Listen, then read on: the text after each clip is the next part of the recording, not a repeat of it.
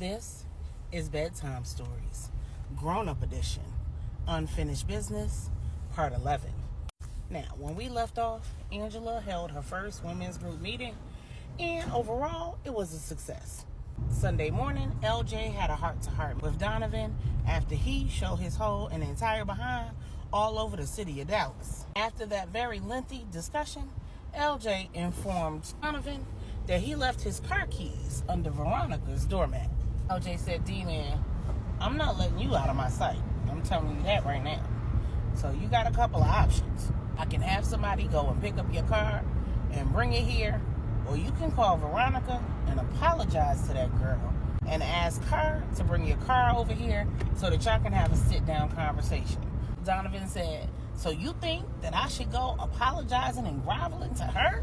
Like, she not still obsessed with my brother? LJ said, Donovan, I don't know whether she's obsessed with Q or not. I don't know what transpired between you and her. And the truth of the matter is, neither do you. Remember, the state you're currently in, a whole lot of things may look a whole lot different when you're medicated. Just do what you know is the right thing to do until you can get it all sorted out. If she comes, and I think she's going to come. If she comes, she's probably going to have some choice words for you. And you need to be able to accept that. You need to temper yourself, remain patient, show some restraint, let her get it off, and then table any serious discussions until after you've gotten the help that you clearly need. It's a whole lot easier to have real life conversations with people when your mind and your heart is clear. Right now, you're not clear. Donovan said, so what you're saying is I'm crazy and I'm just making up stuff. LJ interrupted him and said, Donovan, I'm not saying that. What I'm saying is it's a lot easier to have misunderstandings, to misunderstand what somebody is saying, to misinterpret what somebody is doing, to get the wrong impression when you have things that you need to work through. You know what the symptoms are of your diagnosis. Even when you're not aware of your behaviors, you know what those behaviors are. I'm not asking you to disregard whatever it is that you believe she's done or said. I'm asking you to consider the possibility that you may have misunderstood under the circumstances. Eventually, Donovan relented and made the phone call to Veronica. He apologized for his behavior and informed her that he wanted to provide her with a more thorough explanation for the cause. He told her that his keys were under the mat and asked her if she would be willing to bring his car to his house and sit down and discuss things with him. He assured her that LJ was there and he would not be leaving just in case she didn't necessarily feel safe. And Veronica agreed. When she arrived, she was pissed. But Donovan was prepared for it. He took LJ's advice, restrained himself, and allowed her to get some things off her chest. Veronica said, so, first you cursed me out because I went to visit your brother without you. Then you get all worked up when I tell you about the little conversation that I had with Angela and how she and Q took what I said the wrong way and start accusing me of wanting your brother and all of this other crazy stuff. And then you don't talk to me, answer my calls, respond to any of my text messages for days, and you show up to my house in the middle of the night drunk as hell, beating on my door like you're going to break it in after all that I've been through? Hearing a list of things that he'd done according to Veronica and coupling those things with the things that he'd done that she didn't know about, Donovan realized that LJ just might be right. In that moment, he decided to tell Veronica something that he'd never told another woman. Donovan said, Nikki, I'm sorry. I'm really, really sorry. I know I've been acting like a complete and total butthole. And I would understand if you never wanted to talk to me again. I would never want to talk to me again if I was you. But the truth is, when I was a teenager, I was diagnosed with bipolar disorder. Ever since then, I've been living in this repetitive cycle. A cycle that a lot of people with this disorder seem to be on. I take the medicine, I go to therapy, I'm feeling good, Things are going well. I have a great handle on my life. Everything seems to be peachy keen. And then I get cocky. I feel like I have it all under control. Everything's going so well. I'm doing so good. I'm not having any problems. When problems come up, I'm handling them the right way. Everything just seems A-okay. I run out of stuff to talk about with the therapist. And then it's time to refill the medicine. And I think to myself, I don't really need it. I got it now. And for a while, things are good. No problem. And then before I know it, it seems like nothing's good. And everything's going wrong. And I'm reacting and responding. And it's making everything worse. And everybody's mad at me. And then, I need help.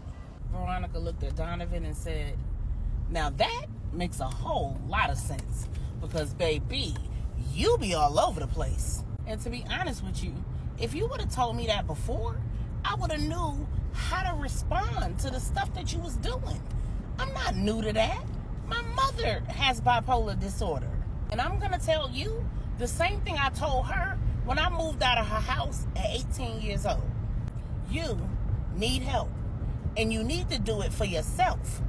But whether you do or don't, please understand that in order to have any kind of relationship with me, you're going to have to do what you need to do to get the help that you need for you and for me. Relationships have their own ups and downs.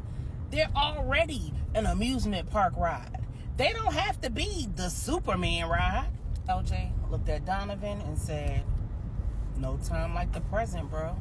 Meanwhile, Angela, Regina, Miss Brenda, and the kids arrived at the Salvation Center of Dallas for 11 a.m. service. Miss Brenda and Regina went and found their seats while Angela dropped the children off at Children's Church. The plan was for Angela to go to her office to wait for Amora after church.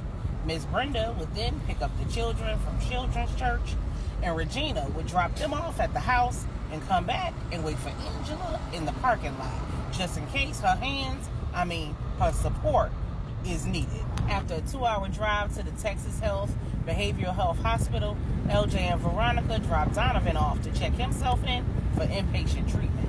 Before LJ and Veronica left, Donovan looked at LJ and said, man, call my pops and tell him to let my assistant manager know that he's on deck, and ask Pops to oversee the business for me, and I'll let him know how long I'll be here. LJ agreed, and then Donovan looked at Veronica. He said, babe, I really appreciate you coming and being so understanding. But listen, I don't really want you to walk with me through this without knowing some real hard truths. So these last few days, when you and I haven't been talking, I've been running through them broads in Dallas. Veronica said, Donovan, what the hell? He said, I'm sorry. I just, it's a symptom of the disorder. Veronica said, I know, but that's not an excuse. What else? Donovan said, well, like 9 years ago, I might have got Q's ex-fiance pregnant. When she told me that she was pregnant and it might be Q's or some other dude that she was creeping on him with, I pretended like I believed her. She asked me to do a familial DNA test, and when the results came back, she told me that I wasn't related to the kid. I knew she was a liar, so I asked the place to send the results to me directly, but when they came, I tore them up.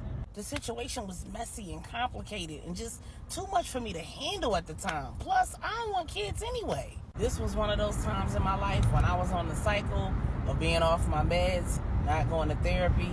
So my mind wasn't really clear. And the way I saw it, if she didn't want me to be the kid's father, then so be it. Plus, I felt good about having one more thing that I could hold over my brother's head without him knowing about it.